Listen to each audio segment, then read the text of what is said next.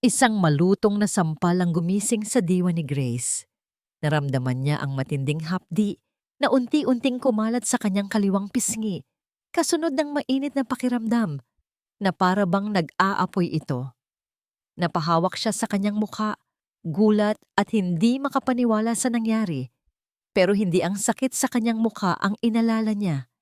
Agad na napunta ang dalawa niyang kamay sa kanyang malaking tiyan, sa sinapupunang nag-iingat sa pinakamahalaga niyang yaman, ang kanyang anak. Leo, ano ba?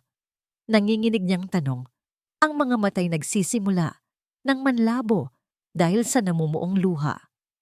Nasa ospital tayo. Nakatayo sa harap niya si Leonardo de Villa, ang kanyang kabiyak, ang lalaking pinangarap niyang makasama habang buhay. Ngunit ang mukha ng lalaking nasa harap niya ngayon ay malayo sa prinsipe ng kanyang mga pangarap. Ang mga mata nito'y nanlilisik sa galit, ang perpektong panga ay mariing nakatiim, at ang dibdib ay mabilis na umaangat baba. Wala akong pakialam kung nasaan tayo. Sigaw nito sa mahinang boses na puno ng bagsik. Ilang beses ko bang sinabi sa'yo, Grace, na walang anumang lalabas sa social media na hindi ko aprobado? You made me look like a fool. Kanina lang, ang lahat ay payapa. Masaya si Grace habang hinihintay ang resulta ng kanyang check-up. 7 buwan na ang kanyang dinadala at bawat sipa at galaw nito sa loob ng kanyang tiyan ay musika sa kanyang pandinig. Kinakausap pa nga niya ito kanina. Hinahaplos ang kanyang sinapupunan. Nangangarap ng mga bagay na gagawin nila paglabas nito. Isang simpleng post lang naman iyon sa kanyang private account. Isang litrato ng malapit na niyang maging baby room na may caption na, "Can't wait to meet you, my little angel." Iyon lang. Pero para kay Leo, iyon ay isang pagsuway, isang krimen. Leo, pakiusap, huminahon ka. Pagmamakaawa ni Grace, sinusubukang tumayo mula sa pagkakaupo sa bench sa hallway ng St. Michael's Medical Center. Hindi ko sinasadya. Akala ko, you never think. Iyan ang problema sa'yo. Isang malakas na tulak sa kanyang balikat ang nagpatigil sa kanyang sasabihin. Nawala ng balanse si Grace. Ang mundo ay tila bumagal. Naramdaman niya ang pagkawala ng sahig sa ilalim ng kanyang mga paa. Ang tanging nagawa niya ay yakapin ng mahigpit ang kanyang tiyan sa isang desperadong pagtatangkang protektahan ang kanyang anak mula sa pagbagsak. Isang malakas na kalabog ang umalingaw-ngaw sa tahimik na pasilyo nang bumagsak ang kanyang katawan sa malamig at matigas na sahig. Ah! Isang daing ng sakit ang kumawala sa kanyang mga labi, pero hindi pa tapos si Leo. Para siyang isang demonyong sinapian ng galit. Lumapit ito at tinitigan siya mula sa itaas. Ang muka'y puno ng pagkasuklam. Ito ang nararapat sa'yo. Anas nito, ang bawat salita ay parang lason. At pagkatapos, sa isang iglap na hinding-hindi mabubura sa isipan ni Grace, itinaas ni Leo ang kanyang makintab at mamahaling leather na sapatos. Nanlaki ang mga mata ni Grace sa takot. Hindi para sa kanyang sarili, kundi para sa sanggol sa loob niya. Huwag! Ang baby ko! Huwag! Pero huli na ang lahat. Sa kabila ng kanyang mga pakiusap na walang tunog, ibinagsak ni Leo ang kanyang paa. Direkta sa kanyang sinapupunan. Isang nakakabinging sigaw ng pagdurusa ang pumunit sa katahimikan ng ospital. Ang sakit ay hindi mailarawan. Parang pinipiga ang kanyang buong pagkatao. Ngunit sa gitna ng sakit at kadiliman, isang malakas na boses ang biglang pumailan lang. Hoy! Anong ginagawa mo? Isang lalaking nakaasul na scrubs ang mabilis na lumapit. Hindi nakita ni Grace ang mukha nito ng malinaw, ngunit nakita niya ang determinasyon sa mga kilos nito. Walang pag-aalinlangan nitong itinulak palayo si Leo mula sa kanya. Sino ka para mangialam dito? Galit na sigaw ni Leo, nagulat sa biglaang pagsulpot ng estranghero. Ako ang doktor dito, matigas na sagot ng lalaki. Hindi niya pinansin ang pagbabanta sa boses ni Leo. Ang kanyang atensyon ay na kay Grace. Tumawag kayo ng security. Ngayon na. Ilang nurse ang mabilis na kumilos. Nagkagulo ang paligid. Dahan-dahang lumuhod ang doktor sa tabi ni Grace. Ang huling nakita niya bago siya lamunin ng kadiliman ay isang pares ng mga matang puno ng pag-aalala at galit na nakatuon hindi sa kanya, kundi sa lalaking tinawag niyang asawa. Pagkatapos, lahat ay naging itim. Isang puting kisame ang unang bumungad kay Grace. Ang mahinang tunog ng isang makina ang pumuno sa kanyang pandinig. Naamoy niya ang pamilyar na amoy ng ospital. Dahan-dahan, bumalik ang kanyang alaala. Ang sigawan, ang pagtulak, ang sapatos, ang sakit. Isang malakas na kabog sa dibdib ang nagpagising sa buo niyang sistema. Panic. Agad niyang itinaas ang kanyang kamay at idinapo ito sa kanyang tiyan.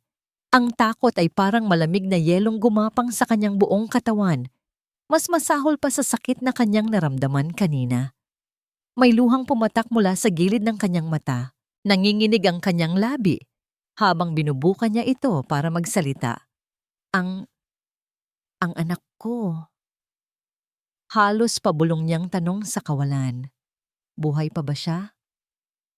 Adrenaline. Iyon ang unang naramdaman ni Dr. Ethan Buenaventura. Isang pamilyar na bugso ng enerhiya na dumaloy sa kanyang buong katawan. Nagpapatala sa kanyang isip at nagpapakalma sa kanyang mga kamay. Get her to Trauma Room 1 now! Page OBGN Stat! Sigaw niya habang mabilis nilang isinasakay si Grace sa isang stretcher. Hindi niya inalis ang kanyang mga mata sa babaeng walang malay. Ang bakas ng pulang palad sa pisngi nito ay isang malinaw na sigaw ng karahasan. Ngunit hindi iyon ang kanyang pinakaikinababahala. Ang kanyang atensyon ay nasa sinapupunan nito. Sa loob ng emergency room, ang lahat ay kumilos na parang isang mahusay na makinang gumagana. Narinig ni Ethan ang sunod-sunod na medical terms na binibigkas ng mga nurse at residente sa paligid niya. BP is dropping, 100/60. Fatal heart rate is fluctuating. Prepare for an emergency ultrasound. Ako na, mabilis na sabi ni Ethan. Kinuha ang ultrasound probe. Habang marahan niyang iginagalaw ito sa tiyan ni Grace, ang buong mundo ay tila nawala. Ang tanging mahalaga ay ang imahe sa screen at ang tunog na kanyang hinihintay. Pagkatapos ng ilang segundong parang walang katapusan, narinig niya ito. Thump, thump, thump, thump, thump, thump.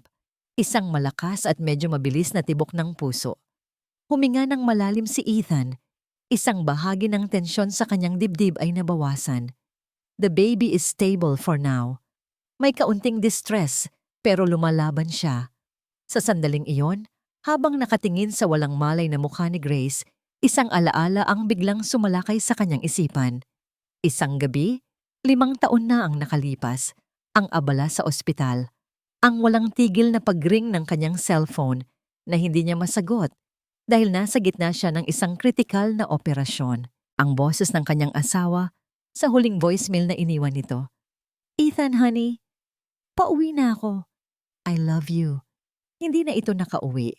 Ikinuyom ni Ethan ang kanyang panga. Ang pamilyar na sakit ng pagsisisi ay muling kumirot sa kanyang puso. Ipinangako niya sa sarili niya noon na hinding-hindi na niya hahayaang may mapahamak dahil sa hindi niya pagtugon ang lalaking yon sa hallway. Si Leonardo de Villa. Naramdaman ni Ethan ang muling pag-init ng kanyang dugo. Ang karahasang nakita niya ay hindi isang aksidente. Iyon ay isang pagtatangka. Dr. Buenaventura, naputol ang kanyang pag-iisip nang tawagin siya ng head nurse. Stable na po si Mrs. De Villa. Inilipat na po namin siya sa isang private room sa maternity wing. Tumango si Ethan. Good. I-monitor ninyo siya ng mabuti. Tawagan ninyo ako sa kahit anong pagbabago. Nang papalabas na siya ng ER para tingnan ang kalagayan ni Grace, isang lalaking naka-eleganting business suit ang humarang sa kanyang daraanan. May dala itong mamahaling leather briefcase at may suot ng ngiting hindi abot sa kanyang mga mata. Dr. Ethan Buenaventura, ako po si Attorney Mendoza. I represent Mr. Leonardo de Villa and his family. Hindi nagsalita si Ethan. Tinitigan lang niya ito.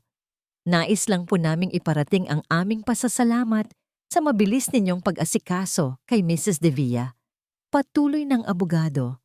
It was an unfortunate accident. Labis po itong pinagsisisihan ni Mr. De Villa. Alam niyo naman po, a simple misunderstanding between a husband and a wife. Naramdaman ni Ethan ang pagigting ng kanyang panga. Ang nakita ko ay hindi isang misunderstanding, attorney. Ang nangiti ni Attorney Mendoza ay bahagyang nawala. Doctor, ang pamilya De Villa ay handang magbigay ng malaking donasyon sa ospital, partikular na sa inyong trauma department, bilang pasasalamat. Ang kailangan lang po namin ay ang inyong kooperasyon, ang inyong opisyal na medical report na magsasabing ang nangyari ay isang aksidente dahil sa pagkadulas. Sa loob ng ilang segundo, tinitigan lamang ni Ethan ang abogado. Pagkatapos ay malamig siyang sumagot. Ang isusulat ko sa aking report ay ang katotohanan. Tinalikuran niya ito at naglakad patungo sa silid ni Grace. Nadatnan niya itong gising na. Ang mga mata nito ay puno ng takot at pagkalito habang nakahawak ito sa kanyang tiyan. Nakita ni Ethan ang paggalaw ng mga labi nito. Narinig ang mahinang tanong na puno ng pag-aalala. Ang anak ko, buhay pa ba siya? Lumapit si Ethan at nagsalita sa pinakamahinahon niyang boses. Yes, Mrs. De Villa, your baby is fine. Pareho kayong ligtas. Isang malalim na hininga ng ginhawa ang pinakawalan ni Grace at kasabay niyon ang pag-agos ng kanyang mga luha. Bago pa man makapagsalita muli si Ethan, bumukas ang pinto. Si Attorney Mendoza. Ngumiti ito kay Grace bago bumaling kay Ethan. Hinintay nitong makalabas si Ethan sa silid. Nang nasa hallway na sila, nagsalita ito sa mahinang boses na may halong pagbabanta. Doctor, para sa kapakanan ng lahat, lalo na ng karir mo, ituring mo na lang itong isang aksidente. Ang mga salita ni Dr. Buenaventura ay parang isang basong tubig sa isang taong nauuhaw sa disyerto. Pareho kayong ligtas. Sa pagkarinig noon, gumuho ang lahat ng pader na pilit itinayo ni Grace sa paligid ng kanyang puso. Humagulgol siya nang walang tunog. Ang mga balikat ay nayayanig sa bawat paghikbi. Ang mga luha ay hindi na dahil sa sakit o takot, kundi dahil sa matinding pasasalamat. Ligtas ang kanyang anghel. Sa kabila ng lahat, lumalaban ito. Ngunit kasunod ng panandaliang ginhawa ay ang paggapang ng isang malamig na katanungan. Ano na ngayon? Alam niya kung ano ang kasunod. Ang pamilyar na siklo. Magagalit si Leo, mananakit. Pagkatapos ay magiging maamo na parang isang tupa. Magpapadala ito ng isang truck ng bulaklak. Bibilhan siya ng alahas na hindi niya kailanman isusuot. Ibubulong nito ang mga salitang, I'm sorry baby, hindi ko sinasadya, na-stress lang ako. At siya, tulad ng dati, ay maniniwala, magpapatawad, kakalimutan, para sa pangarap ng isang buong pamilya. Para sa imahe ng perpektong pagsasama na ipinipilit nilang ipakita sa buong mundo. Pero ngayon, iba na. May isang maliit na buhay na siyang dapat protektahan. Napahawak siya muli sa kanyang tiyan. Ang pagmamahal niya sa hindi pa niya nakikitang anak ay mas malakas kaysa sa takot niya kay Leo. Ngunit sapat na ba yun para lumaban? Saan siya pupunta? Sino ang lalapitan niya? Ang mga De Villa ay makapangyarihan. Kaya nilang bilhin ang lahat, pati ang katahimikan. Bumukas ang pinto. Pumasok si Leo. Ang galit sa mukha nito kanina ay napalitan ng isang kalmadong maskara. Lumapit ito sa kanyang kama na para bang walang nangyari. Honey, kamusta ka na? Nag-alala ako sa'yo. Malambing nitong sabi. Naramdaman ni Grace ang panunuyo ng kanyang lalamunan. Hindi siya makasagot. Umupo si Leo sa gilid ng kama at hinawakan ng kanyang kamay. Ang kamay na yon, ang parehong kamay na sumampal at tumulak sa kanya. Napapikit si Grace sa alaala. "Look, I'm sorry kung ano man ang nangyari kanina," bulong nito. "Pero kasalanan mo rin naman, Grace. You provoked me. Alam mo namang ayaw ko ng gulo." Napadilat si Grace, hindi makapaniwala sa kanyang narinig. Siya pa ang may kasalanan? "Leo, sinubukan mong saktan ng anak natin," nanginginig niyang sabi. Biglang nagbago ang anyo ni Leo. Nawala ang pagiging maamo. Bumalik ang malamig at mapanganib na kislap sa mga mata nito. Humigpit ang hawak nito sa kanyang kamay. "Wag na wag mong sasabihin yan," mariin nitong sabi. "Isang aksidente ang nangyari. Nadulas ka. Malinaw ba?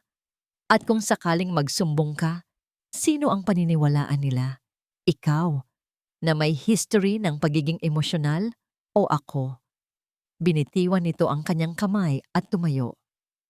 "At isa pa, Grace, kapag sinira mo ang pangalan ko, sisiguraduhin kong hindi mo makikita ang batang yan.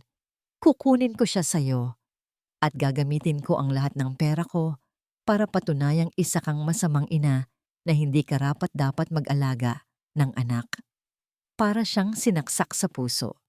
Iyon na ang pinakamasakit na banta na maaari niyang marinig, ang kunin ang kanyang anak. Umalis si Leo na parang walang nangyari. Iniwan si Grace na basag at nanginginig sa takot. Wala na siyang pagpipilian. Kailangan niyang manahimik. Kailangan niyang magtiis para sa kanyang anak. Nanginginig niyang kinuha ang kanyang cellphone at tinawagan ang nag-iisang tao na inaakala niyang kakampi niya, ang kanyang ina. "Anak, kamusta ka? Nabalitaan ko ang nangyari." Bungad ng kanyang ina. Ang boses ay puno ng pag-aalala. "Nay," humikbi si Grace. "Inay, natatakot po ako. Si Leo." "Grace anak," putol ng kanyang ina. "Nakausap ko na ang papa mo. Mag-isip kang mabuti. Huwag kang gagawa ng kahit anong padalos-dalos. Malaki ang utang na loob natin sa mga Divilla. Ang negosyo natin, ang pag-aaral ng mga kapatid mo, lahat yan." Natigilan si Grace. Ang sakit ng katotohanan ay mas masahol pa sa sampal ni Leo. Kahit ang sarili niyang pamilya ay hindi niya mapagkakatiwalaan. Nag-iisa siya. Pagkatapos ng tawag, niyakap niya ang kanyang mga tuhod at umiyak ng umiyak. Wala nang natirang pag-asa. Isang mahinang katok sa pinto ang nagpatigil sa kanya. Pumasok si Dr. Buenaventura. Nakita nito ang kanyang kalagayan. Wala itong sinabi. Lumapit lang ito at inabutan siya ng isang basong tubig. Nang medyo kumalma na siya, may inilapag ito sa kanyang bedside table. Isang maliit at puting business card. "Hindi ako pwedeng makialam sa personal na buhay mo, Mrs. Davila," mahinahon nitong sabi. "Pero kung kailangan mo ng tulong na hindi medical, si Attorney De Leon ang pinakamagaling na abogadong kilala ko na dalubhasa sa karapatan ng mga kababaihan. Nasa sayo ang desisyon." Pagkasabi noon, ay tumalikod na ito para umalis. Pinunasan ni Grace ang kanyang mga luha. Tinitigan niya ang business card. Ang pangalan ni Attorney Cielo De Leon ay tila kumikinang sa ilalim ng ilaw ng kwarto. Naalala niya ang banta ni Leo. Ang pagtalikod ng kanyang pamilya. Ang sakit. Ang takot. At ang maliit na tibok ng puso sa loob ng kanyang sinapupunan. Hindi na siya magpapatalo. "Doktor," tawag niya. Ang boses ay nanginginig pa rin, ngunit meron ng bahid ng determinasyon. Lumingon si Dr. Buenaventura. Tinitigan ni Grace ang doktor. Ang mga matay puno ng luhang, hindi pa natutuyo, ngunit may apoy ng nagbabaga. "Tulungan mo ako, doktor. Ayoko nang maging biktima." Lumipas ang 2 araw na parang isang bagyo. Pagkatapos tulungan ni Ethan si Grace na makalipat sa isang ligtas at pribadong lugar sa tulong ni Attorney De Leon, nagsimula ang tunay na gulo. Ang pangalan ng mga Divilla ay hindi na natili sa dilim ng matagal. Isang entertainment blog ang unang naglabas ng balita. Mogul heir Leonardo Divilla and wife Graciela Santos involved in a hospital incident. At mula roon, sumabog ang lahat. Ngunit ang pagsabog ay hindi pabor sa kanila. Nasa doctor's lounge si Ethan, nagkakape at sinusubukang magkaroon ng 5 minutong kapayapaan nang mapako ang kanyang tingin sa telebisyon. Isang sikat na morning talk show. At ang panauhin, si Victoria Lim, isang kilalang modelo na matagal nang naiuugnay kay Leo bago pa ito ikasal. Maganda si Victoria sa screen. Ang kanyang mga mata ay mamasa-masa. Ang boses ay bahagyang nanginginig.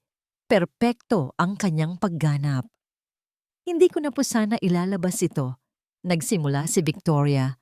Ang mga luha ay nagsisimula ng mamuo. Pero bilang isang kaibigan ni Leo at bilang isang babae, hindi na kaya ng konsensya ko na manahimik. Napatiimbagang si Ethan. Si Grace, she's not stable. Patuloy ng modelo. Humihikbi. Palagi siyang nagseselos. May isang beses, sa isang charity event, inakusahan niya akong nilalandi ko si Leo. Nagwala siya. Itinulak niya ako sa hagdanan. Mabuti na lang at may nakasalo sa akin. Isang kasinungalingan.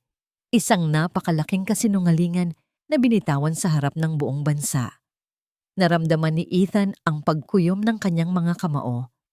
Ang ginagawa nila ay hindi na lang pagtatakip sa krimen. Sinisira nila ang pagkatao ni Grace. Ginagawa nilang biktima ang salarin at ginagawang salarin ang biktima. Ang lason ay mabilis na kumalat. Paglabas ni Ethan ng ospital kinahapunan, isang kumpol ng mga reporter ang sumalubong sa kanya. Mga kamera ang itinutok sa kanyang mukha. Mga mikropono ang idiniin sa kanyang bibig. Dr. Buenaventura, totoo po bang may personal na relasyon kayo kay Mrs. De Villa? Sir, is it true that you instigated the argument between the couple? Ethical po ba para sa isang doktor na makialam sa away mag-asawa ng kanyang pasyente? Hindi siya sumagot. Sa isang malamig at matigas na tingin, dinaanan niya ang mga ito. Bawat tanong ay isang patalim na sumusubok sa kanyang pasensya. Ngunit alam niyang ito mismo ang gusto ng kampo ni Leo. Ang magalit siya, ang gumawa ng pagkakamali. Kinabukasan, ipinatawag siya sa opisina ng hospital director, si Dr. Alcaraz. Ethan, bungad ng matandang doktor, ang mga daliri ay magkasalikop sa ibabaw ng kanyang mamahaling mesa. Alam mo na ang pamilya De Villa ay isa sa pinakamalaking benefactor ng St. Michael's. Yes, sir. Alam ko po, sagot ni Ethan. Ang boses ay kalmado. This is a high-profile case at ang pangalan mo, pati na ang ospital, ay nadadamay na. Sabi ni Dr. Alcaraz, may pag-aalala sa boses. Hindi kita pinipigilan sa kung ano ang tama, Ethan, pero kailangan mong mag-ingat. Maraming nakataya. Iyon ay isang babala na nakabalot sa isang paalala. Naramdaman ni Ethan ang pagkadismaya. Maging ang institusyon na pinagsisilbihan niya ay tila yumuyuko sa kapangyarihan ng pera. Pagkatapos ng pag-uusap na yon, isa lang ang nasa isip niya. Kailangan niyang makita si Grace. Dumiretso siya sa safe house. Nadatnan niya itong nakaupo sa sofa sa isang madilim na sala. Bukas ang telebisyon. Ipinapalabas ang panayam kay Victoria Lim. Nakayuko si Grace, ang mga balikat ay nanginginig. Hindi niya kailangang makita ang mukha nito para malaman na umiiyak ito. Ang imahe ng isang babaeng durog at walang pag-asa ang tumambad sa kanya. Lumapit si Ethan. Walang imik niyang kinuha ang remote control at pinatay ang telebisyon. Sa katahimikan ng silid, tanging ang mahinang paghikbi ni Grace ang maririnig. Tumingala ito sa kanya, ang mga matay pula at puno ng sakit. Totoo ba ang sinasabi nila na ako ang masama? Umupo si Ethan sa tabi niya. Hindi masyadong malapit. Para bigyan ito ng espasyo, ngunit sapat na para maramdaman nito ang kanyang presensya. Huwag kang maniwala sa kanila, sabi niya sa isang matatag at hindi nagbabagong boses. Alam ko ang totoo. Sa mga salitang yon, tila nabawasan ang bigat na dinadala ni Grace. Ngunit bago pa man siya makasagot, biglang tumunog ang kanyang cellphone na nasa ibabaw ng lamesita. Pangalan ni Attorney De Leon ang nasa screen. Naka-loudspeaker ang tawag. Grace, kamusta ka? Okay lang po, attorney. Mahinang sagot ni Grace. Narinig ni Ethan ang pagbuntong hininga ng abogado sa kabilang linya. Grace, may masamang balita ako. Ang kampo ni De Villa, they claim to have your medical records. Mga records di umano na nagpapatunay na may history of emotional instability ka. Natahimik si Grace. It's a fabrication, of course. Mabilis na dugtong ng abogado. Pero isang napakabigat na paratang at mahirap labanan. History of emotional instability. Ang mga salitang yon ay umalingaw-ngaw sa isip ni Grace na parang isang basag na plaka. Iyon pala ang kanilang plano.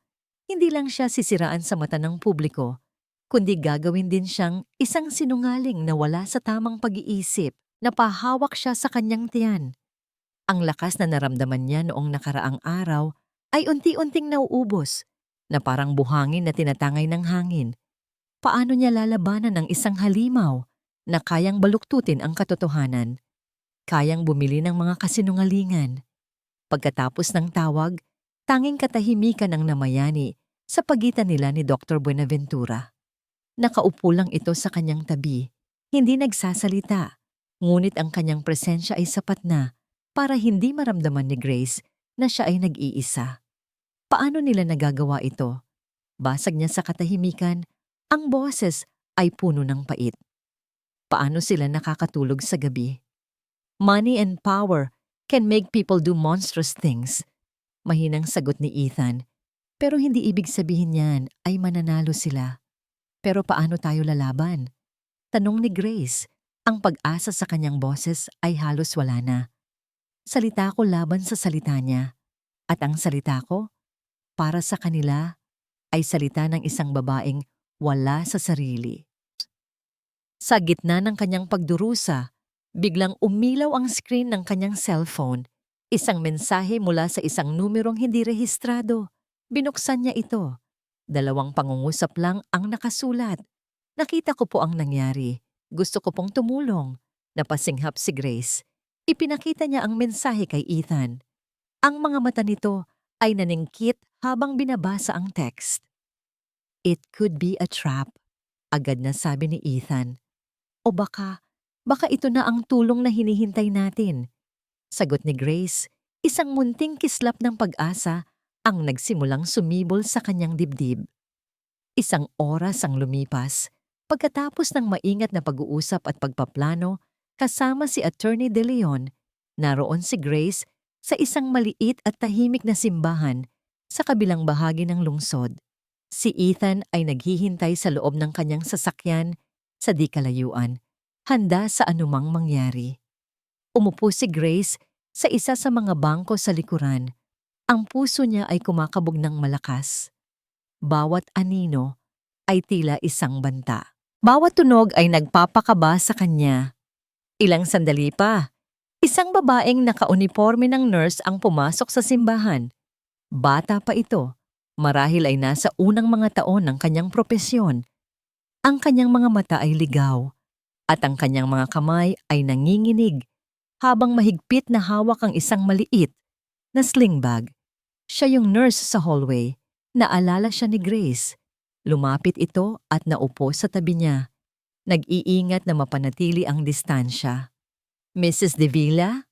Nanginginig nitong tanong. Ako po si Nurse Reyes. Salamat sa pagpunta mo, mahinang sabi ni Grace. Pasensya na po kung ngayon lang. Halos pabulong na sabi ni Reyes. Ang mga matay patuloy na lumilinga sa paligid. Tinakot po nila ako. Ang mga abogado ni Sir Leo, sabi nila, sisirain nila ang karir ko. Ang pamilya ko po, umaasa sila sa akin. Naramdaman ni Grace ang awa para sa dalaga. Pareho silang biktima ng kapangyarihan ng mga De Villa. Naiintindihan ko, sabi ni Grace. Pero hindi po ako mapakali. Patuloy ni Reyes. Ang mga luha ay nagsimula nang mamuo sa kanyang mga mata. Gabi-gabi, nakikita ko po ang ginawa niya sa inyo. Naririnig ko po ang sigaw ninyo. Mali po ito. Sobrang mali. Mula sa kanyang bag may kinuha si Reyes, isang maliit na itim na USB flash drive. Inilagay niya ito sa kamay ni Grace. Ang palad ng nurse ay malamig at basa sa pawis. Nang magkagulo po bago pa dumating ang security, kinunan ko po ng video gamit ang cellphone ko. Paliwanag ni Reyes. Nanginginig po ako kaya malabo. Maikli lang. Mga 15 segundo lang po siguro. Pero nakuha ko po yung pinaka-importante. Napatingin si Grace sa USB na nasa kanyang palad. Isang maliit na piraso ng plastik at metal. Ngunit sa loob nito ay ang katotohanan. Salamat, sabi ni Grace. Ang boses ay nag-uumapaw sa emosyon.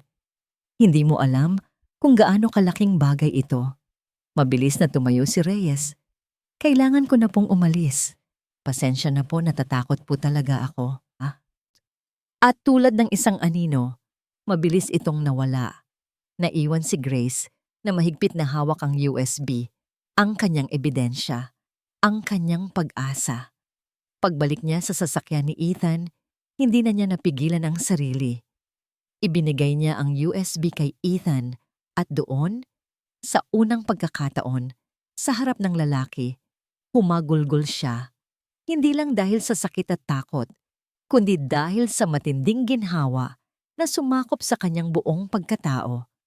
Hindi siya niyakap ni Ethan, ngunit nanatili ito sa kanyang tabi.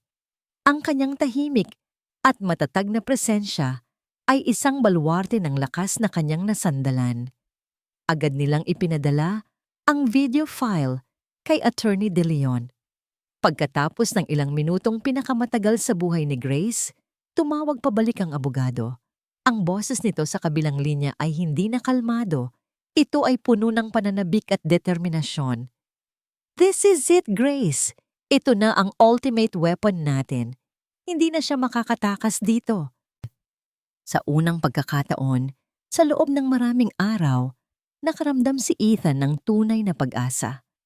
Ang video, kahit na maikli at medyo malabo, ay hindi maikakaila. Malinaw na ipinapakita nito ang pagtaas ng paa ni Leonardo de Villa at ang intensyonal na pagbagsak nito sa tiyan ni Grace.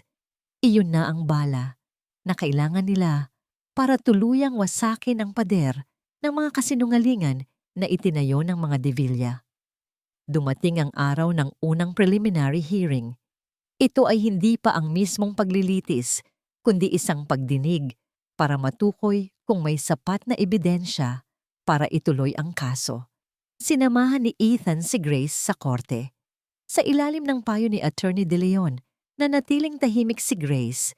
Ang kanyang pananatili roon ay isang tahimik ngunit malakas na pahayag. Nakaupo siya ng tuwid. Ang kanyang mukha ay kalmado. Ngunit nakita ni Ethan ang bahagyang panginginig ng kanyang mga kamay. Hinawakan niya ito ng panandalian, isang maliit na pagpapakita ng suporta bago sila pumasok sa courtroom. Nasa kabilang panig na si Leo, napapaligiran ng kanyang mga mamahaling abogado. Nang magtama ang kanilang mga mata, isang mapanuyang na ngiti ang sumilay sa labi ni Leo. Isang ngiti na nagsasabing, "Subukan niyo lang." Naramdaman ni Ethan ang pag-igting ng kanyang panga. Pinakalma niya ang sarili. Huwag kang magpapadala sa galit. Paalala niya sa kanyang sarili. Ang korte ang huhusga, hindi ikaw. Nagsimula ang pagdinig. Inilatag ni Attorney De Leon ang mga pangunahing detalye ng insidente. Pagkatapos ay tinawag niya ang kanyang unang testigo. The prosecution calls Nurse Angelica Reyes to the stand. Nakita ni Ethan ang pagbabago sa mukha ni Leo. Ang kanyang pagkukumpiyansa ay biglang naglaho, napalitan ng gulat at galit. Tumingin ito ng masama sa kanyang mga abogado na tila nagtatanong kung paano ito nangyari. Sa sandaling iyon, naramdaman ni Ethan ang tamis ng papalapit na tagumpay. Ngunit ang pakiramdam na iyon ay hindi nagtagal. Umakyat si Nurse Reyes sa witness stand. Ang dalaga ay mukhang mas payat at mas maputla kaysa noong huli nilang pagkikita. Ang kanyang mga mata ay walang buhay at iniiwasan niyang tumingin sa direksyon ni Grace. May mali. Naramdaman ito ni Ethan. Isang malamig na kaba ang biglang gumapang sa kanyang dibdib. Nurse Reyes, nagsimula si Attorney De Leon. Maari mo bang isalaysay sa korteng ito kung ano ang iyong nakita noong hapon ng October 25 sa St. Michael's Medical Center? Huminga ng malalim si Reyes. Tumingin ito sa huwes, pagkatapos ay sa mga abogado ni Leo, at sa huli, kay Grace. Sa mga mata nito ay may nakita si Grace na pagsisisi at takot. Ang nakita ko po, nagsimula si Reyes. Ang boses ay nanginginig. Ang nakita ko po ay si Mrs. De Villa na sinasadyang pati din ang sarili niya para mahulog. Isang kolektibong gasp ang umalingaungaw sa courtroom. Para kay Ethan, ang mundo ay biglang tumigil sa pag-ikot. Ano? Tumingin siya kay Grace. Ang mukha nito ay estatwa ng purong pagkabigla. Ang kanyang bibig ay bahagyang nakabuka, ngunit walang salitang lumalabas. At ang video na hawak ninyo? Tanong ng abogado ni Leo sa cross-examination. Maaari mo bang sabihin sa amin ang tungkol doon? Yumuko si Reyes. Inutusan po ako ni Mrs. De Villa na kunan siya ng video. Pagkatapos niyang mahulog, binayaran niya po ako. Sabi niya po, gagamitin niya iyon para makakuha ng pera mula sa asawa niya. Isang martilyo. Bawat salita ay parang isang malakas na pagpukpok ng martilyo na dumudurog sa kanilang kaso, sa kanilang pag-asa, sa kanilang katotohanan. I object, Your Honor. This is perjury. Sigaw ni Attorney De Leon, ngunit huli na ang lahat. Ang lason ay naipakalat na. Sa gitna ng kaguluhan, nakita ni Ethan ang mukha ni Leo. Nakatingin ito kay Grace at sa mukha nito ay naroon muli ang mapanuyang ngiti. Ang nangiting nagpapahiwatig ng absolutong tagumpay. Ang video, ang kanilang ultimate weapon, ay idineklara ng korte na inadmissible dahil sa testimonya ng nag-iisang saksi. Tapos na ang laban bago pa man ito magsimula. Hindi na kinaya ni Grace. Isang mahinang ungol ang kumawala sa kanyang lalamunan. Napahawak siya sa kanyang dibdib, hirap huminga. Pagkatapos, sa harap ng lahat, sa gitna ng silid ng hustisya na naging entablado ng isang malupit na komedya, bumagsak siya mula sa kanyang upuan. Grace! Sigaw ni Ethan. Mabilis siyang lumapit para saluhin ito. Hindi na pinapansin ang utos ng huwawes na order in the court. Habang hawak niya ang walang malay na katawan ni Grace, itinaas niya ang kanyang tingin. Nakita niya si Leo na dahan-dahang tumatayo, inaayos ang kanyang mamahaling Amerikana, at naglalakad palabas na parang isang hari. Sa labas ng courtroom, hinarap ni Leo at ng kanyang mga abogado ang media. Ang boses ni Attorney Mendoza ay malinaw at malakas habang ipinapahayag nito ang kanilang panig. Ang katotohanan ay lumabas na. Ang kliyente ko ang tunay na biktima sa kwentong ito. Ang mga sumunod na araw ay isang malaking blangko. Hindi na nanonood ng balita si Grace. Hindi na rin niya sinasagot ang mga tawag ni Attorney De Leon. Binalot niya ang kanyang sarili sa isang kumot ng katahimikan at kawalan ng pag-asa. Ang testimonya ni Nurse Reyes ay isang punyal na sumaksak hindi lang sa kanyang kaso, kundi sa kanyang paniniwala sa kabutihan. Paano nagawang talikuran ng isang tao ang katotohanan para sa pera at seguridad? Pareho silang babae. Pareho silang nakakaalam ng katotohanan. Ngunit sa huli, pinili nitong iligtas ang sarili at hayaan siyang malunod. Gabi-gabi, binabangungot siya. Nakikita niya ang mapanuyang ngiti ni Leo. Naririnig niya ang mga kasinungalingan ni Victoria Lim. At higit sa lahat, nakikita niya ang walang buhay na mga mata ni Nurse Reyes. Kung hindi dahil sa sanggol na gumagalaw sa kanyang sinapupunan, marahil ay tuluyan na siyang sumuko. Ang bawat sipa at bulig nito ay isang paalala na mayroon pa siyang dahilan para bumangon.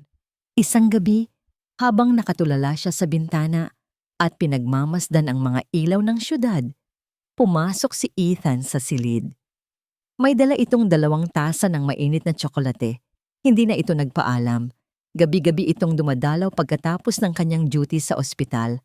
Minsan, may dala itong pagkain. Minsan, uupo lang ito sa kabilang sofa at magbabasa ng libro. Hindi ito nagtatanong. Hindi ito nangangaral. Nandoon lang ito. At sa hindi maipaliwanag na dahilan, ang tahimik nitong presensya ay nagbibigay sa kanya ng kaunting kapanatagan. Hindi ka dapat umiinom ng kape, kaya dinalhan na lang kita nito. Sabi nito, iniaabot ang 1 tasa sa kanya. Tinanggap niya ito. Ang init ng tasa ay gumapang sa kanyang malamig na mga kamay. Salamat! Mahina niyang sagot. Naupo ito sa silyang katapat niya. Sa loob ng ilang minuto, tanging ang tunog ng paghigop nila ng tsokolate ang maririnig. Pwede na tayong sumuko. Basag ni Grace sa katahimikan. Ang boses ay walang emosyon. Natalo na tayo. Hindi sumagot si Ethan. Sa halip, ibinaba nito ang kanyang tasa at tinitigan siya. Ikukwento ko sa iyo ang tungkol sa asawa ko. Nagulat si Grace. Ito ang unang pagkakataon na babanggitin nito ang tungkol sa personal na buhay nito. Ang pangalan niya ay Isabella. Nagsimula si Ethan. Ang tingin ay nasa malayo. Isa siyang artist. Puno ng buhay. Puno ng kulay. Kabaligtaran ko. Habang ako ay abala sa pagliligtas ng buhay ng iba, siya naman ang nagliligtas sa akin mula sa sarili ko. Isang mapait na ngiti ang sumilay sa labi ni Ethan. Isang gabi, mayroon akong isang napakakomplikadong operasyon. Isang batang pasyente na halos hindi na namin naisalba. Ang buong atensyon ko ay nandoon. Hindi ko namalayan ang pagring ng cellphone ko. Paulit-ulit. Si Isabella pala ang tumatawag. Napahawak si Grace sa kanyang dibdib. Nang matapos ang operasyon, saka ko lang nakita ang mga missed calls. May voicemail siyang iniwan. Ethan, honey, pauwi na ako. I love you. Pagkatapos noon, dumating ang balita. Isang lasing na driver, nabangga ang sinasakyan niya. She died instantly. Naramdaman ni Grace ang pag-init ng kanyang mga mata. Sa loob ng maraming taon, patuloy ni Ethan, ang boses ay bahagyang nanginginig sa unang pagkakataon. Sinisi ko ang sarili ko na kung sinagot ko lang ang tawag, kung umuwi lang ako ng mas maaga, baka buhay pa siya. Ang pagsisising iyon, ang dahilan kung bakit ibinuhos ko ang lahat sa trabaho ko. Ayoko nang may mawalang buhay na hawak ko. Tumingin ito nang diretso sa mga mata ni Grace. Nang makita kita sa hallway na yon, Grace, at nang makita ko ang ginawa sa'yo ni Leo, hindi lang pasyente ang nakita ko. Nakita ko si Isabella. Nakita ko ang isang taong kailangan ng tulong na hindi ko naibigay noon. This time, I can't just stand by and watch. Sa sandaling iyon, hindi na lang doktor at pasyente ang turingan nila. 2 silang taong sugatan na nagbabahagi ng kanilang mga peklat sa dilim. Naintindihan ni Grace ang lahat. Ang determinasyon ni Ethan ay hindi lang dahil sa pagiging doktor nito. Ito ay isang pagtubos. Inabot ni Grace ang kamay nito na nakapatong sa mesa. Hinawakan niya ito ng mahigpit. Hindi mo kasalanan ang nangyari. Isang butil ng luha ang pumatak mula sa mata ni Ethan. Ang unang luhang nakita ni Grace mula rito. Samantala, sa isang marangyang opisina sa Forbes Park, umupo si Don Ricardo de Villa sa kanyang leather na silya. Sa malaking screen sa kanyang harap, paulit-ulit na ipinapalabas ang isang video. Malabo, maikli, ngunit malinaw. Malinaw ang pag-angat ng paa ng kanyang anak. Malinaw ang intensyon. Malinaw ang krimen. Pinatay niya ang screen. Ang kanyang mukha ay kasing tigas ng bato. Si Leonardo, ang kanyang paboritong anak, ang tagapagmana. Ngunit ngayon, ito ay isang sira. Isang cancer na unti-unting sisira sa pangalan At imperyong itinayo niya sa loob ng 50 taon. Ayaw niyang isuko ang kanyang anak. Ngunit mas ayaw niyang gumuho ang lahat ng kanyang pinaghirapan. Sa negosyo, kailangang putulin ang mga sanga na hindi na namumunga.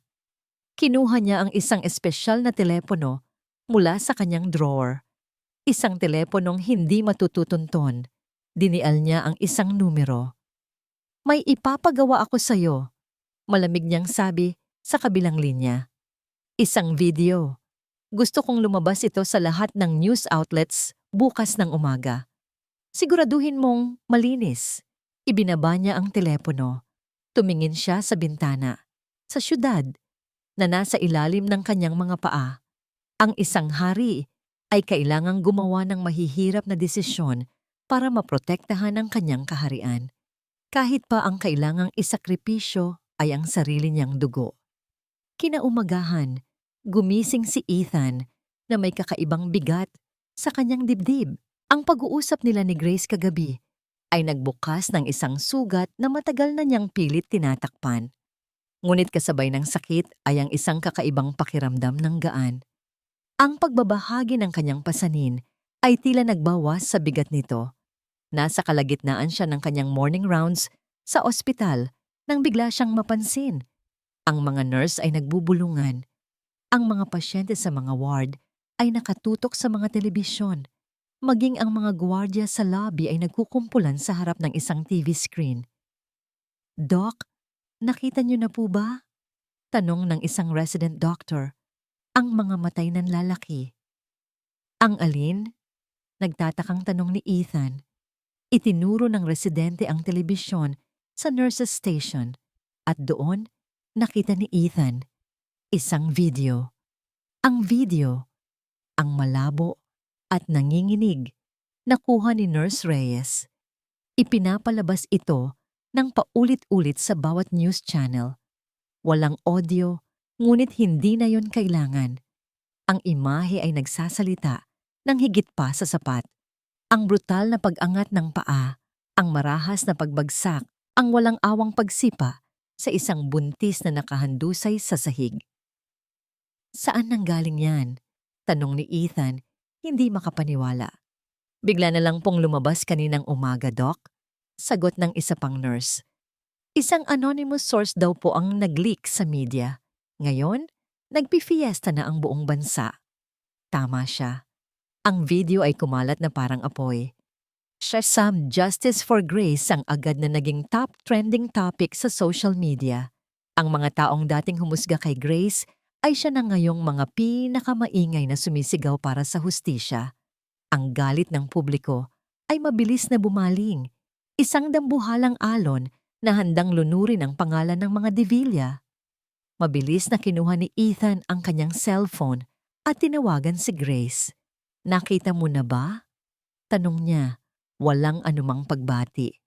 "Oo," sagot ni Grace sa kabilang linya. Ang boses nito ay hindi masaya o nagbubunyi.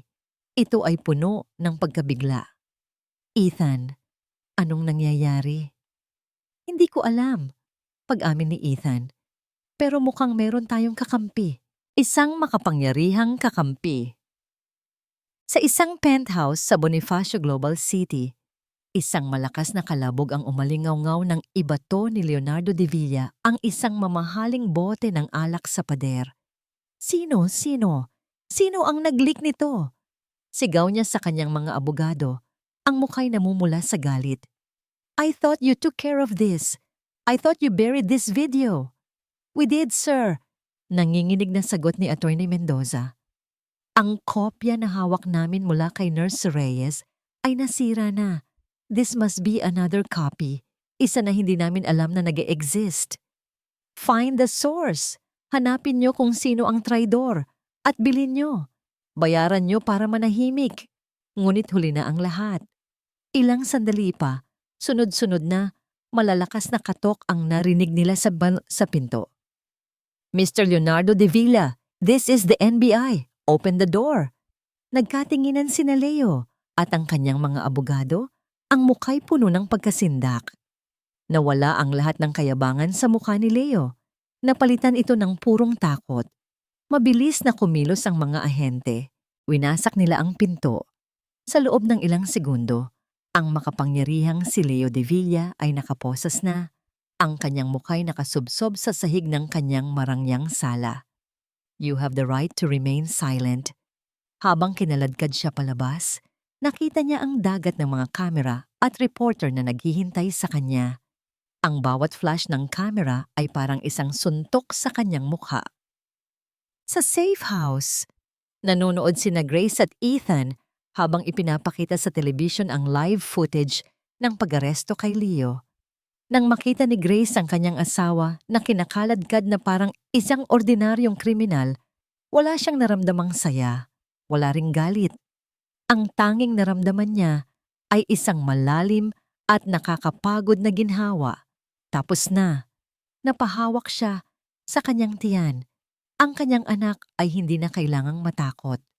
Napatingin siya kay Ethan na nakatayo sa kanyang tabi, ang mga matay nakapako rin sa screen.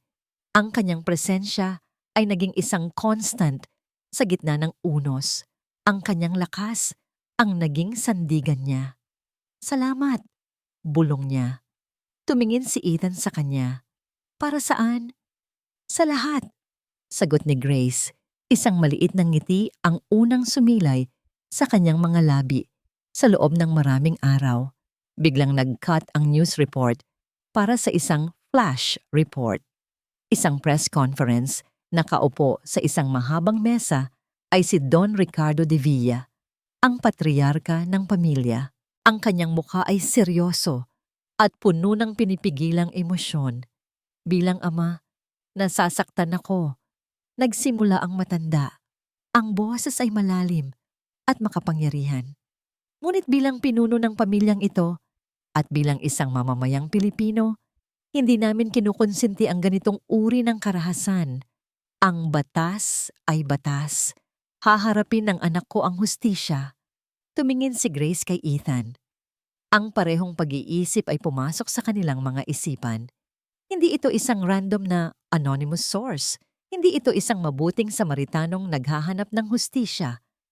Ang nagpakawala ng video, ang nagtulak kay Leo sa bangin, ay ang sarili nitong ama. Ang katotohanan yon ay mas nakakakilabot kaysa sa mismong krimen na ginawa ni Leo. Ang araw ng pagbasa ng hatol ay dumating. Sa loob ng ilang linggong paglilitis, narinig ni Grace ang lahat ng uri ng kasinungalingan. Pinakinggan niya ang mga bayarang testigo na sumubok sirain ang kanyang pagkatao. Tiniis niya ang mapanuring tingin ng mga abogado ni Leo na para bang siya ang may kasalanan. Ngunit hindi siya natinag. Sa bawat pagsubok, lalo siyang tumatatag. Ang bawat kasinungalingan ay lalong nagpatibay sa kanyang determinasyon. At sa bawat hakbang ng daan, nariyan si Ethan. Hindi bilang isang doktor, kundi bilang isang kaibigan, isang sandalan. Hindi mo kailangang gawin to kung hindi ka handa, sabi sa kanya ni Ethan habang nakatayo sila sa labas ng courtroom. Ang ingay ng media at mga taong nag-aabang ay dinig na dinig mula sa loob. Hinawakan ni Grace ang kanyang malaking tiyan. Malapit na. Ilang linggo na lang at makikita na niya ang kanyang anak. Para sa batang ito, gagawin niya ang lahat. Kailangan ko, Ethan, sagot niya. Ang boses ay kalmado at puno ng determinasyon. Kailangan ko tong gawin. Para sa akin at lalo na para sa anak ko. Tumango si Ethan. Sa mga mata nito ay may paghanga at pag-aalala. Nandito lang ako sa likod mo. Pumasok si Grace sa courtroom. Ang lahat ng mga mata ay napunta sa kanya. Ngunit hindi na niya naramdaman ang takot. Tumingin siya sa direksyon ni Leo. Ang dating aroganteng hari ay isa na ngayong bilanggo na naka-uniformeng orange. Ang kanyang mukha ay pagod. Ang kanyang mga mata'y walang buhay. Ngunit nang magtama ang kanilang mga mata, nakita ni Grace ang dati pa ring apoy ng pagkamuhi. Sa ilalim ng payo ni Attorney Delon, binigyan si Grace ng pagkakataong magbigay ng kanyang victim impact statement bago ibaba ng huwes ang hatol. Dahan-dahan siyang tumayo at lumakad patungo sa witness stand. Hindi niya kailangan ng anumang papel na babasahin. Ang lahat ng sasabihin niya, bini niya, ay nagmumula sa kanyang puso. Huminga siya ng malalim at nagsalita. Ang kanyang boses ay malinaw at matatag, umalingaw-ngaw sa buong silid. Your Honor, nagsimula siya. Ang tingin ay nakatuon sa huwes, ngunit ang kanyang mga salita ay para sa lahat. Sa loob ng maraming taon, namuhay ako sa isang ginintuang hawla. Akala ng lahat, isa akong prinsesa. Ngunit sa likod ng mga saradong pinto, ako ay isang bilanggo ng takot. Tumingin siya kay Leo. Ang lalaking iyan, minahal ko siya. Ibinigay ko sa kanya ang lahat. Ang tiwala ko, ang puso ko, ang aking mga pangarap, at isa-isa niya itong sinira. Naramdaman niya ang pangingilid ng kanyang luha, ngunit hindi niya ito hinayaang pumatak. Hindi niya lang sinaktan ang aking katawan. Sinubukan niyang sirain ang aking kaluluwa. Sinubukan niyang kumbinsihin ang buong mundo na ako ay wala sa tamang pag-iisip. Sinubukan niyang gawing kasangkapan ang aming hindi pa naisisilang na anak para kontrolin ako. Pero nabigo siya. Ang kanyang boses ay lalong lumakas dahil ang bawat pasa, ang bawat insulto, ang bawat kasinungalingan ay hindi nakapagpahina sa akin. Sa halip ginising nito ang isang lakas na hindi ko alam na meron pala ako. Ang lakas ng isang ina na handang gawin ang lahat para protektahan ang kanyang anak. Hindi na ako isang biktima, Your Honor. Isa akong survivor. At sa pagtayo ko rito ngayon, hindi lang para sa sarili ko ang laban na ito. Para ito sa lahat ng kababaihan na nananatiling tahimik sa dilim, natatakot magsalita. Nais kong malaman nila na hindi sila nag-iisa, na may pag-asa, at na ang hustisya ay posible. Pagkatapos niyang magsalita, isang sandali ng katahimikan ang bumalot sa courtroom. Pagkatapos, isang mahinang palakpakan ang nagsimula mula sa likuran hanggang sa ito ay lumakas. Maging ang huwes ay hindi napigilan ang isang bahagyang pagtango ng paghanga. Ilang sandali pa, tumayo ang huwes para ibigay ang hatol.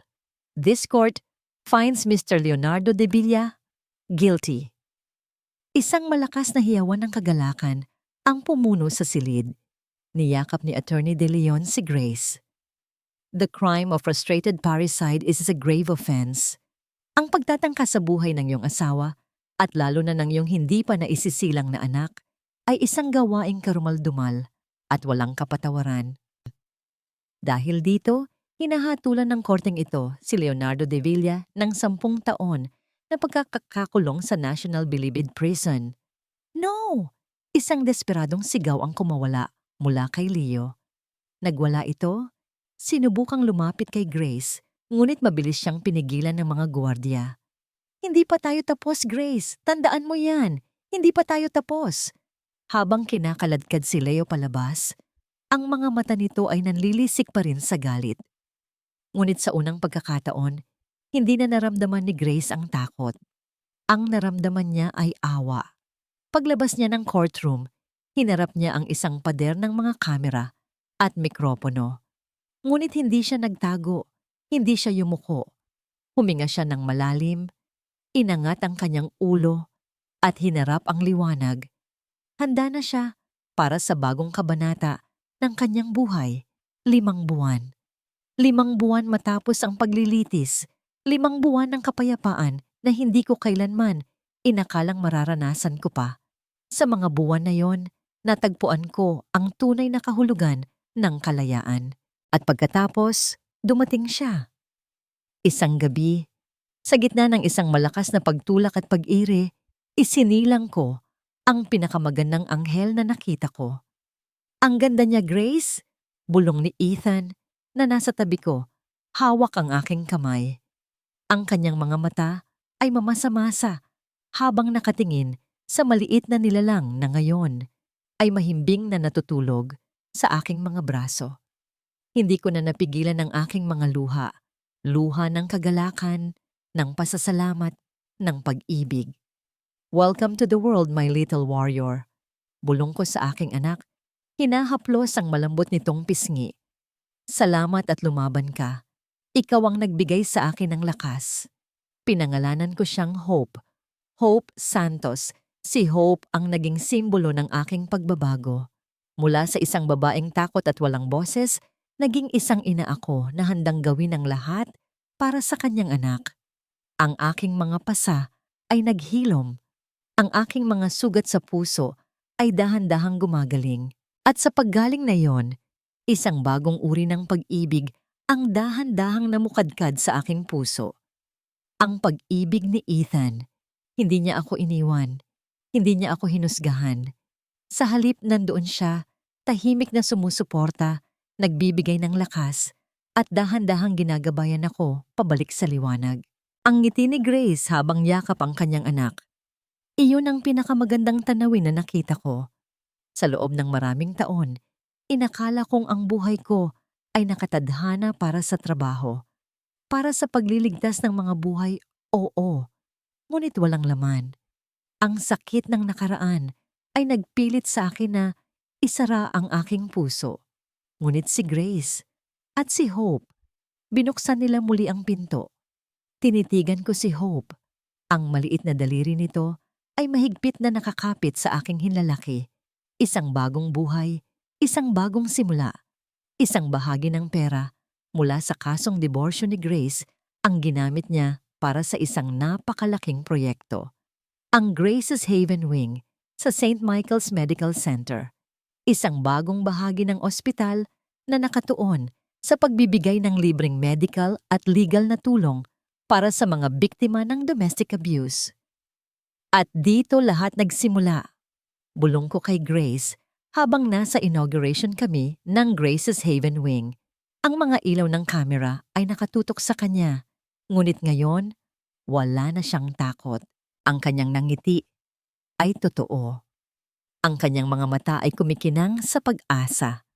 Dito nagsimula ang pagtapos ng aking bangungot at ang simula ng aking paggaling, sabi ni Grace. Habang nagbibigay siya ng talumpati, pinagmamasdan ko siya. Mula sa isang duwag na babae, naging isang inspirasyon siya. Isang bayani. Kinabukasan kinausap ko si Grace. May gusto akong puntahan, sabi ko. Naupo siya sa aking sasakyan, walang tanong.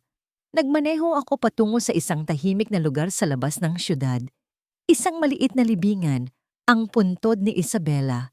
Nilapag ni Grace ang isang puting rosas sa puntod. Magandang araw, Isabela. Bulong ko. Salamat sa paggabay sa akin at salamat sa pagpapakilala sa akin kay Grace. Hinawakan ni Grace ang aking kamay at sa sandaling iyon, ang lahat ng pasanin na matagal kong dinala ay tuluyang naglaho. Gabi. Sa veranda ng bagong bahay ni Grace, nakatayo sila.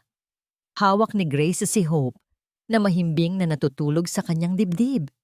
Nasa likod niya si Ethan, yakap siya. Ang kanyang baba ay nakapatong sa balikat niya. Ang hangin ay sariwa. Ang mga bituin ay kumikinang.